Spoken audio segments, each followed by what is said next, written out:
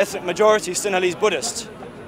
So that created a lot of resentment, which eventually culminated in the massacre of 1,000 Tamil tigers. Now, in the process of killing those 1,000 Tamil tigers, the Sri Lankan state, armed and trained by the British government, also massacred about 40,000 Tamil civilians as well. Now, I would see that as an ethnic cleansing. It was more than just a massacre, it was an ethnic cleansing. Content over everything! So, now what happened after that? You have to ask the question. A lot of people are I remember I was quite a young child when that happened. I remember it was widely reported, and people were horrified in the West. But what was not reported was that a year later, the UK was so concerned about these genocides, this massacre, that it sold the Sri Lankan state more than almost £1 million worth of arms, including scopes for sniper rifles, armoured suits, parts for helicopters. Now, imagine if Russia had done that. Just think for a second. Going back to this idea of countries seeing themselves uncritically, imagine if another country had done that. If Russia had sold the weaponry. Imagine what the reaction would have been like in the press here. So that's Sri Lanka. Now I'll talk about Vietnam. Vietnam was possibly the biggest, aside from Iraq probably comes close. Vietnam was probably the worst massacre committed by the West against a foreign people. And you know, many British liberals like to proudly proclaim, Britain never fought in the Vietnam War. Britain never fought in the Vietnam War. You know, we stood up to, Harold Wilson stood up to the United States. And it's true, we never openly put troops down on the ground. But there was a secret SAS mission called the Noon Mission that went into North Vietnam to fight communists there. So there was actually, Britain did put troops on the ground. If you read the work of a very good historian called Mark Curtis, he draws on the declassified files to completely shatter this myth that Britain never fought in the war. Britain gave diplomatic support to the United States. Why do you hate Britain? Britain gave not only diplomatic support, but it gave napalm as well. So when JFK invaded South Vietnam, which was in violation of the Geneva Accords, the Geneva Accords were an agreement whereby Vietnam would be temporarily partitioned, and then they would have elections later to rejoin the country. Britain was a chair on the Geneva Accords, one of the chairmen, along with the Soviet Union. But when JFK invaded South Vietnam, in violation of those accords, Britain secretly backed the American government. His name was, it was the Foreign Secretary. You can't speak to us. Not Jack Straw. This was back in the 1960s. You can't speak to us. It was Alec Douglas Home. Alec Douglas Home. He assured Dean Rusk, who was the Secretary of State in America, he assured him, he gave a secret assurance that Britain would turn a blind eye to the invasion. Britain would turn a blind eye, and then he said, you should keep going and we'll help you try and avoid the backlash, basically, for what you've done. That was diplomatic support. There's many other examples. Britain also, like I said, flew secret flights from Hong Kong to deliver supplies of napalm and also 500-pound bombs to the United States. Those are just two of there are many other examples of how Britain supported America. So this idea that Britain stood out in the Vietnam War, that's a complete myth. It's a complete myth. And now, just keep in mind, Vietnam was the most explosive bombardment of a country in history. Up until that point, the most explosive. About 2 to 3 million Vietnamese people died. That's a conservative estimate. That's not a out there estimate. That's a roughly conservative estimate. So I've spoken about Sri Lanka, and then I spoke about Vietnam. Now, if we turn from history to current affairs, we turn from Vietnam to Venezuela, we see something quite similar in terms of violating international law. Right now, our strong and stable leader, Theresa May, that most holy flame in the British beacon of morality, she's now violating the sovereignty of a foreign state by supporting Donald Trump's illegitimate coup d'etat attempt against the legitimately re-elected Nicolas Maduro. Well, he's starving his own people. Now, he may be an incompetent. He may or may not be an incompetent leader.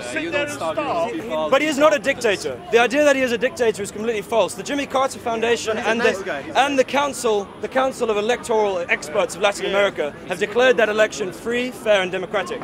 So to say that he's a dictator is completely false. But like I said, he may or may not be incompetent. Often people mix the two up. If he's incompetent, he must be a dictator, right?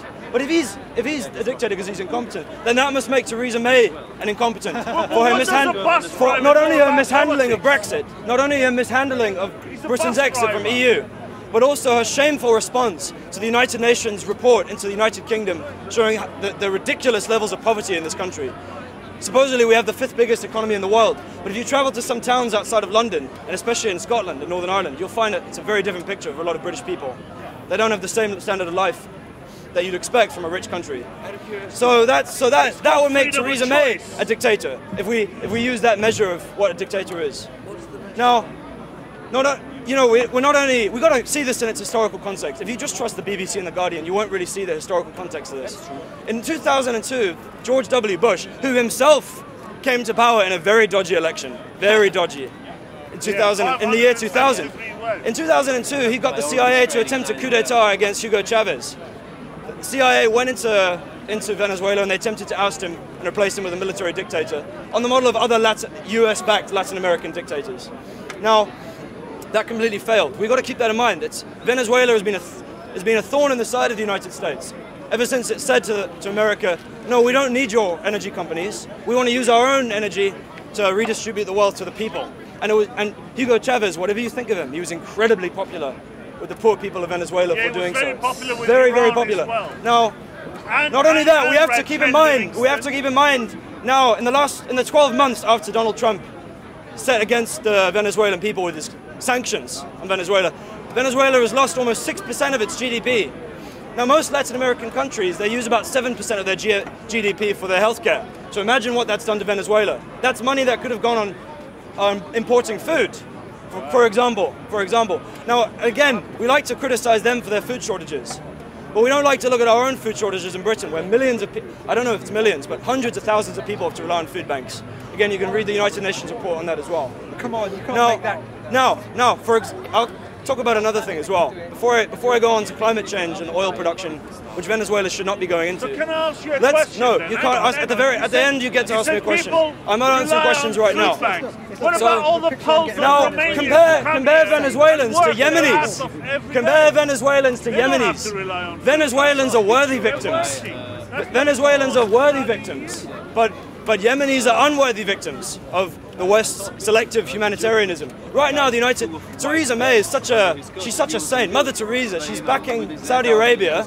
She's backing Saudi Arabia in its vicious war against the Yemeni people, blockading that country so that medicine cannot get in, food cannot get in, and it's gotten so bad now that the United Nations have called the Yemen situation the world's worst humanitarian crisis. But it's not only starvation we're creating in Yemen by backing Saudi Arabia, we're also supporting them in sending them weapons, giving them ordnance, training. British commanders are in the command rooms in Saudi Arabia, coordinating airstrikes. They're bombing the living Allah out of these people, some of the poorest people on the planet. So I say that before we start criticizing Venezuela, let's look at what the West is doing in the Middle East. Let's have a look at what Britain is doing in Saudi Arabia by supporting them against Yemen. But of course, Western liberal intellectuals, they have the bit of a difficult tendency. They have to, on the one hand, call Nicolas Maduro a dictator on very shaky grounds. And on the other hand, they have to completely sideline this from your perspective. Now, Jamie said something to me at the beginning. He said, this is all doom and gloom. I'm not here to give you doom and gloom. I'm here to give you facts and to give you hope. We should not just take a critical look, but hope. Because ultimately, the UK government can only commit these acts around the world, and our foreign policy establishment can only be so immoral because we allow it to be immoral. The British people allow this government to continue the way it's going. British people, compliant, keeping silent. That's what allows these atrocities to continue. So, I would say to all those British people out there who want to have a look, that the facts are out there. You can read authors like T.J. Coles, Mark Curtis. There are many, many others you can read. It's not a hopeless situation. Many times in the past we've risen up as a people. We have a very strong rebellious tradition in the United Kingdom. It's a minor strain in British politics. It's never been the dominant strain like in France, but it is there. And I say have a look at it and try and join that tradition if you think it's the right position for you. We need to work. Because then maybe one day we can reverse centuries of British imperialism and make Britain a moral beacon in the world. We can actually do it. We need money. Sorry? Okay, I'm happy to take questions, and then I'm going to talk about climate change, because that is the #1 issue on the planet right now. Link it. What are you doing? That is, without doubt, the most grave danger to this planet. Wow, did you see those guys with the hourglass symbols? Yeah, I'm actually, I helped, what are you doing? I'm a part of that movement. I very proudly helped to block a bridge, Lambeth Bridge. Oh yeah, to draw I remember attention that. to that. Yeah, so I'm very happy to brag about this at Speaker's Corner. You know, because one thing I know about civil disobedience is that generally people are frightened to take part in it. It's unemployed people. But if you meet someone who's done it, then you're much more likely to take part because you realize it's not so dangerous. I was in a police cell for 5 hours. This is nothing compared to what would have happened if I was in one of Britain's allied states, such as Saudi Arabia. Or in Colombia, for that matter. If I was in Bogota and I tried to do that, I might be in a hospital. Or in the cemetery. Or I might be ripped to shreds. Yeah, like some of the US-backed Latin American dictatorships would have done in their death squads. So no, I mentioned just Venezuela, Yemen, Saudi Arabia, Vietnam, and Sri Lanka. There are many other examples of this record of abuses around the world. We've also my country, my home country, is actually South Africa, and right the way through the racist regime, where black people were being marginalized and basically just used as cheap labor, almost slave labor. Right the way through that, the United Kingdom was supporting them. Right the way through, no doubt about it. They had no problem with that. That's one example of many other examples I could go into. So now I'd like to answer any questions. I'll take them one at a time because I need to process. I want to do justice to the questions. Yeah, I was going to say. So first you, please put your hand up. Oh, I did put my hand up. Sorry? That's so no, he put his hand up first. That's so undemocratic, man. You're a dictator. He put his hand up. You're a dictator. Sorry?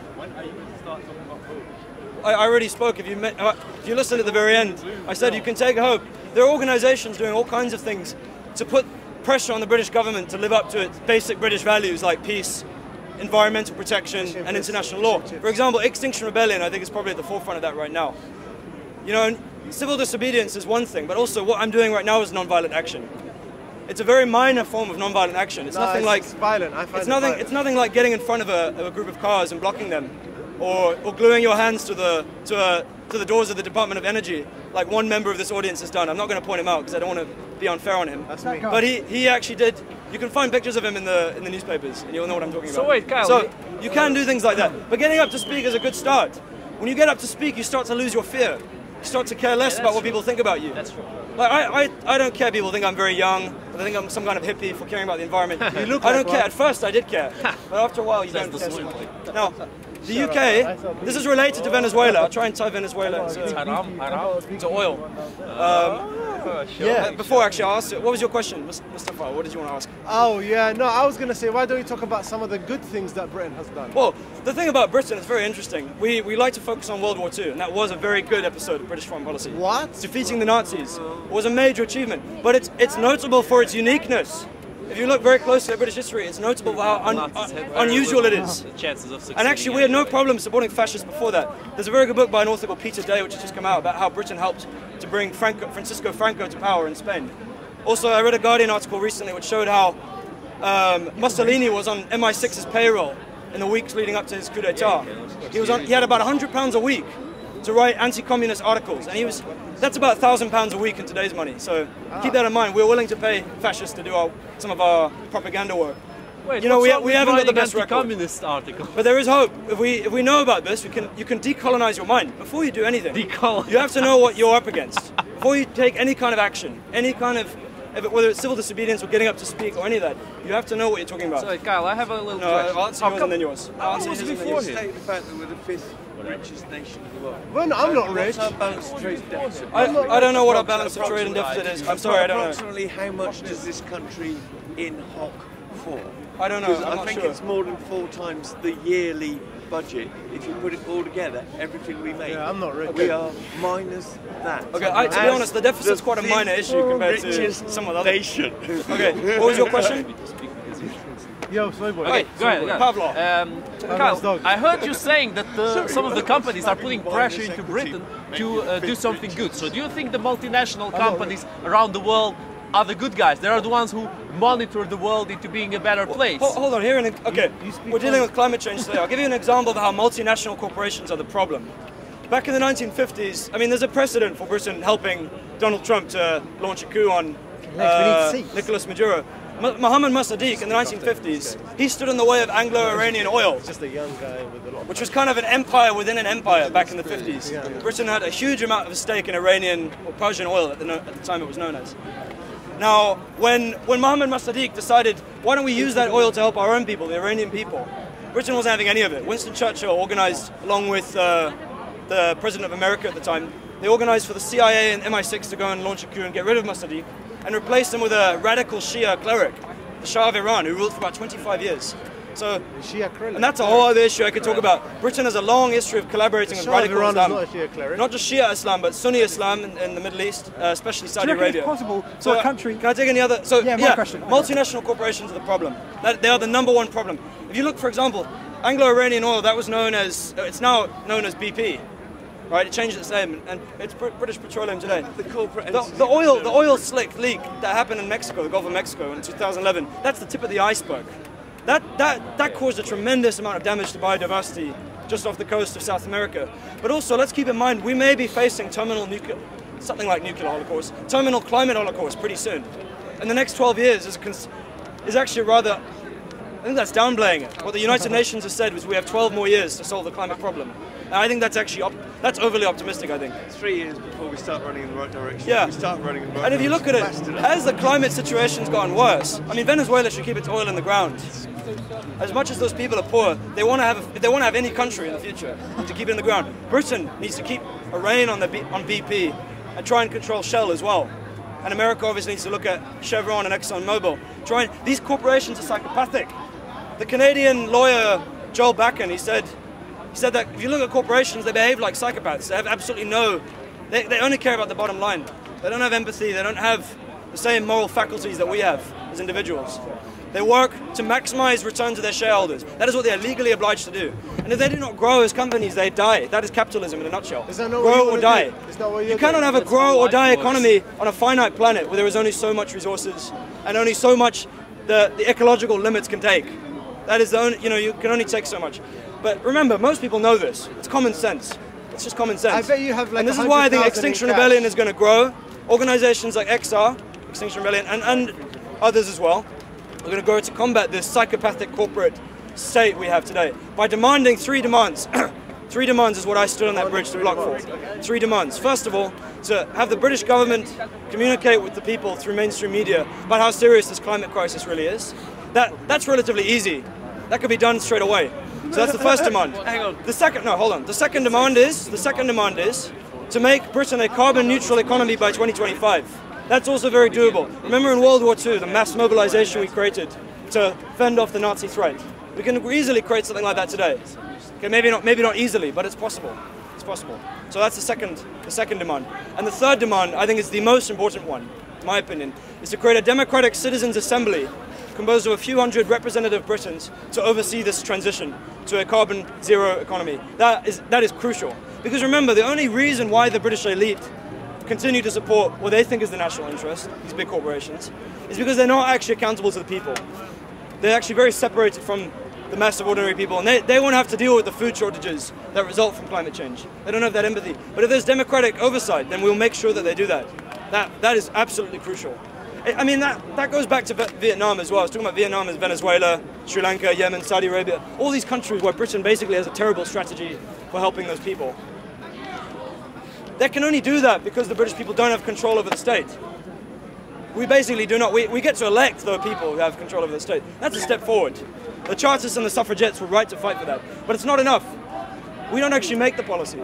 Until Britain makes climate policy, the British people, the public, through local assemblies right around the country, until we make the policy, then, only then will we actually have a free society, a society in harmony with the environment. That's the only way. So those are the 3 demands. Communicate with the mainstream media, carbon zero economy by 2025, and finally, the most important, a democratic citizens' assembly composed of representative Britons, of the people. So if you want to find out more, it's there. I'm not going to tell you to join the movement because I don't know your situations, any of you. Most of you are strangers to me, so I can't say if you can or cannot take part, but you can certainly find out. It's there. Extinction Rebellion. I believe the website's rebellion.earth if you want to find out more. And if you want to chat to these lovely people standing around here today, carrying this flag, which I think is a lovely flag. It's an hourglass shape. It's a pretty good flag. It's a pretty good flag. It's very fun to draw on a piece of paper. It's very easy. So chat to them. They will tell you everything you need to know. They're more than happy to give you their opinion. But I'm going to get down now to have some water. Thank you very much for listening, everybody. I really appreciate it. Have a nice day. See you.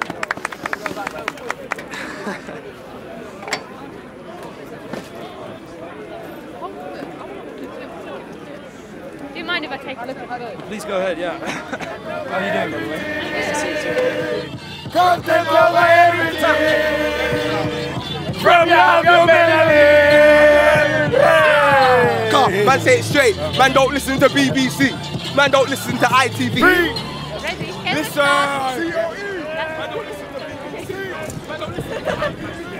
So hello. We are from Estonia, and tourists say that people in Estonia don't smile or smile very rarely. So we came here just to collect your smiles and send them to Estonia. So could you please join us and support our students? And we are collecting your smiles. Please take a picture.